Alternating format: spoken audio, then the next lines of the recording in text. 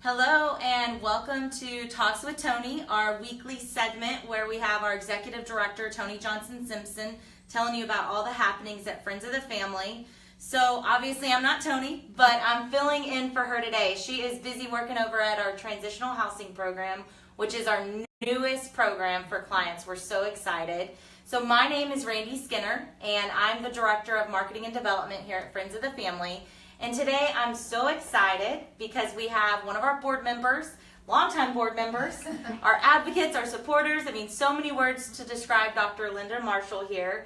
And we are celebrating National Women's History Month by telling her story. So you may have seen on our Facebook and Instagram, we've been sharing stories with the hashtag HerStory.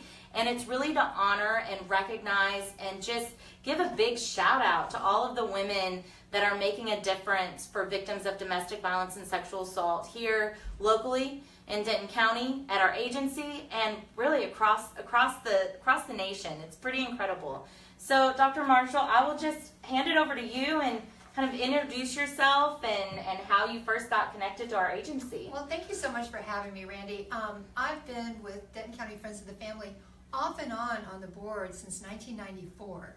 And we got you back just this last year, so that's right. It's a big win. And yeah, I can't even remember how it got started. It may have been a speaker in one of my classes. I'm on faculty at Texas Women's University in the Department of Sociology and Social Work, and I've always had a history with domestic violence agencies prior to moving to Denton. So I had a speaker, and I believe I was just invited by Cheryl Sutterfield to join the board. And you can go on and off, and I've just been stalwart. I was there for the agency, and I'm so pleased to be able to be on the board and to serve. So we have, if you visit our website at DCFOF.org/HerStory, we'll post the link in the comments. We're highlighting women by sharing their write-ups, their passions, and we have Fran Danis, our founder, that shared a little bit about her story, Michelle Beal, our Director of Advocacy, and coming soon, we'll have Dr. Marshall's Her Story, where you'll get to read more about her passion. But Dr. Marshall, just kind of tell us a little bit about what your write-up. I mean, you already kind of put it together. So where did this passion come from, and why is it so important? When I was in college, there really wasn't a women's movement. It was just starting. And I think I mentioned that we put together this little group called the Women's Liberation Sisterhood. Yes, it's just so powerful. It's so corny.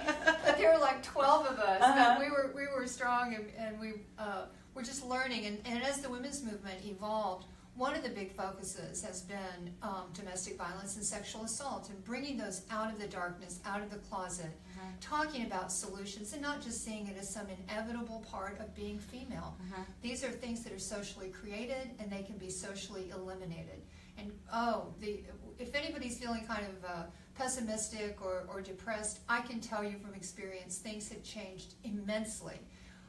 So I helped start an agency in Amarillo, and it was from the ground up, just as Friends of the Family was under Fran Danis. Yes. So it was about the same time that Fran was doing her work here. This was happening all over the country, and it was such exciting good times. And so I learned how to do public speaking, which I didn't want to do, but one of my friends at the agency said, "Linda, how much do you believe in what we're doing?"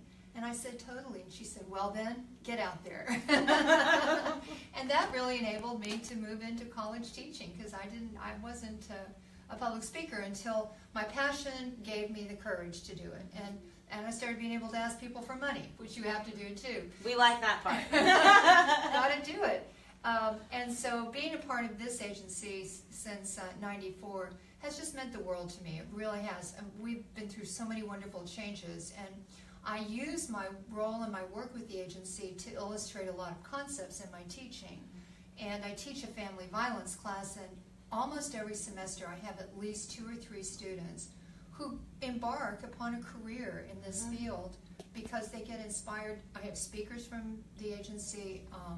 The content is so compelling. So it's been a great combination of roles and hats that I wear as a college professor and as a person involved with this agency, because it informs my teaching in ways that are just, you can't do it any other way than to be out there in the world.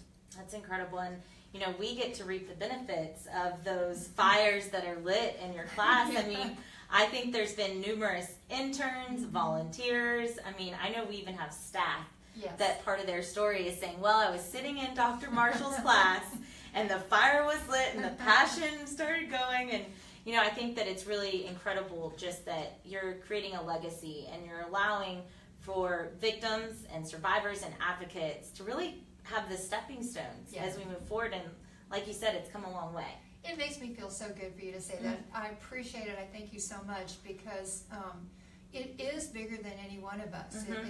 It is a sisterhood. I mean, the term is a little corny in some ways, but it's really true. And now, of course, we have men involved in our movement. It takes all of us. It does, and it's really, really gratifying. It's been an honor to be a part of this agency. We're grateful for you. Thank you. So what would be, kind of as a final remarks, what would be your one piece of advice to someone, anyone, male, female, anyone out there in the community that wanted to plug in and be a part of this? You know, I'm giving a talk later next month, and my theme is courage, and so I've been thinking a lot about that word courage and what it means and how we have to utilize it at every stage of our lives. And I think there are so many good people in the community who want to do good, but they somehow don't know exactly how to do it. So my advice would be, have courage, step up, ask somebody, call and say, I'm available and I've got some talents and some skills or some interests, or I'm willing to be taught. Whatever you can offer, and you will be welcomed with open arms. There's no doubt about that. Have the courage to move forward and become a part of this really, really beneficial and amazing movement that we have here at Denton County Friends of the Family. I love that. Well, Dr. Marshall, thank you so too. much. Thank you for sharing your story with us today on Facebook, but also in the coming week, we'll hear more in your write-up. So you guys, thanks for tuning in, and just stay with us on social media and you'll see Dr. Marshall's story as well as some other phenomenal women that are just paving the way to be advocates and supporters for victims of domestic violence and sexual assault. So we'll continue to celebrate International Women's History Month with our HerStory throughout the week.